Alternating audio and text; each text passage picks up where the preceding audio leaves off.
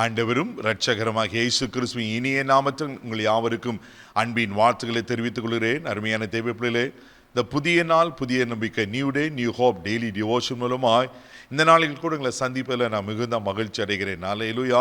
இந்த பரிசுத்த வாரத்தில் ஆண்டுடைய சிலுவைகளை குறித்து, அவருடைய பாடு மரணங்களை குறித்து நாம் தியானித்து கொண்டிருக்கிறோம். நேற்று தினத்துக்குள்ள அவர் மரித்ததினால் அவர் நம்மேல் வைத்த அன்பை எப்படி விளங்க பண்ணினார் என்று நாம் பார்த்தோம். அல்லேலூயா.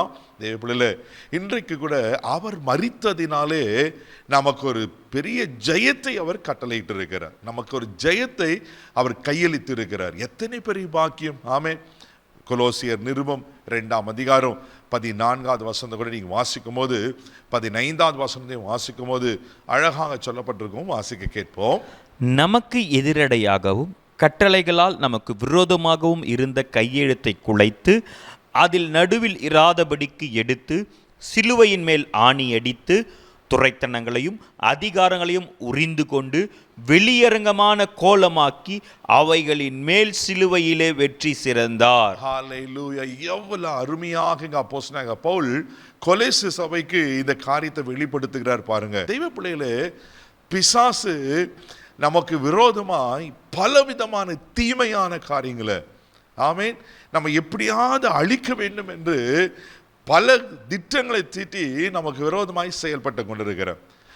பாருங்க, ஆண்டவர் தமது சாயலாக தமது ரூபத்தின்படி அன்னைக்கு ஆதாமை படைத்து ஆதாமை அவ்வளோ அழகாய் உருவாக்கி ஆதாமுக்கு ஆண்டவர் பல திட்டங்களை வைத்திருந்தார்.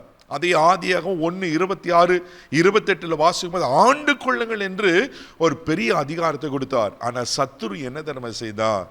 அந்த ஆதாமை ஏவாளை வஞ்சித்து தெய்வப்பிள்ளையில் அவர்களுக்கு விரோதமான காரியங்களை செய்து அவர்களுக்கு குறித்து ஆண்டவர் வைத்திருந்த தேவன் வைத்த அந்த தேவ திட்டத்தை அழித்து போடும்படிக்கு அதுக்கு எதிராக செயல்பட்டு அந்த ஏதேன் தோட்டத்திலிருந்து வெளியே போகும்படி, அதன் பிறகு சாபங்களை பெற்றுக்கொள்ளும்படி, அதன் பிறகு ஒரு நித்திய ஆக்கினை மரணத்தை பெற்றுக்கொள்ளும்படி சத்துரு திண்டித்தின தெய்வப்பிள்ளையிலே. ஆனால் அந்த ஆதாமுக்கு உண்டான அந்த பாவத்தின் விளைவினால் சந்ததி சந்ததியாய் நமக்கு வந்ததல்லவா தெய்வப்பிள்ளையிலே. ஆனால் இயேசு கிறிஸ்து மூலமாய் பிசாசு எழுதின எல்லா விதமான கையெழுத்தையை குலைத்து போடும்படி ஆண்டவர் சிலுவையில், இயேசு சிலுவையில் தன் ஜீவனை கொடுத்தார். அல்லேலூயா. அதுதான் இங்கே சொல்லப்பட்டிருக்கிறது. நமக்கு எதிரடையாகும் கட்டளையில் நமக்கு விரோதமாக இந்த கையெழுத்தை குலைத்து, தேவப்பிள்ளையார் கையெழுத்தை குலைத்து அதை நடுவில் இராதபடி அதை எடுத்து சிலுவையின் மேல் ஆணி அடித்து, அதோடு விட்டுல 15வது வசனம் அழகா சொல்லப்பட்டிருக்கு.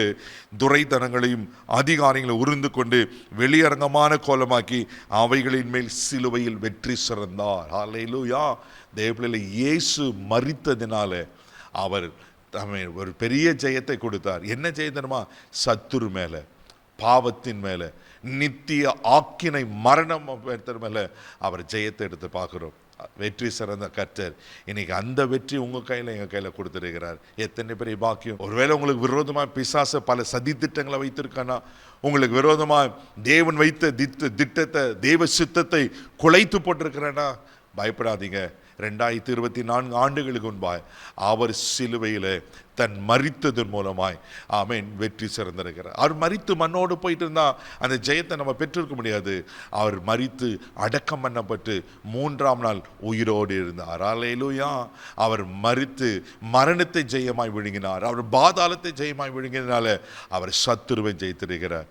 உங்களுக்கு விரோதமாக சத்துரு எவ்வளோ போராடினாலும், எவ்வளோ பாவ சோதனைகளை கொடுத்தாலும் தெய்வ பிள்ளைகளை நீங்கள் சத்துருவை ஜெயிப்பீங்க. சத்துரு ஒரு நாள் உங்களை ஜெயிக்க முடியாது. அவர் எப்படி ஜெயித்தாரோ, அவர் நமக்காக சிலையில் வெற்றி சிறந்தாரோ, நீங்களும் எல்லாவற்றிலும் வெற்றி சிறக்க கர்த்தர் உங்களுக்கு உதவி செய்வார். கண்களை மூடி நம்ம ஜெபிக்கலாம். அன்பு தகப்பனே, உமக்கு நன்றி சொல்லி துதிக்கிறோம், ஸ்தோத்தரிக்கிறோம்ப்பா. ஆண்டவரே, சிலுவையில் சத்துரு விரோதமாக எழுதின கையெழுத்தை குலைத்து ஆண்டவரே துரைத்தனங்களையும் அதிகாரங்களையும் ஆண்டவரே நீங்கள் வென்று ஆண்டவரே பெரிய ஜெயத்தை எங்களுக்கு கொடுத்திருக்கிறீல்லவா. ஒருவேளை யாராருலாம் இப்படி சத்துருவின் பிடியில் ஆண்டவரே சத்துரு சதி திட்டங்களில் சத்துருவின் கையெழுத்துக்கு உட்பட்டு இருப்பாங்கன்னா இன்றைக்கு இயேசுவின் நாமத்தில் ஒரு விடுதலை உண்டாகும்படியே நான் ஜெபம் பண்ணுறேன்ப்பா.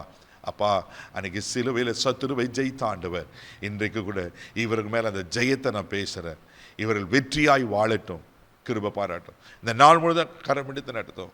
கிருபைக்கு ஒப்பு கொடுக்கிறேன் இயேசுவின் மூலம் சமக்கலம் பிதாவே, ஆமென். நீங்க வெற்றியா வாழ்வீங்க. God bless you.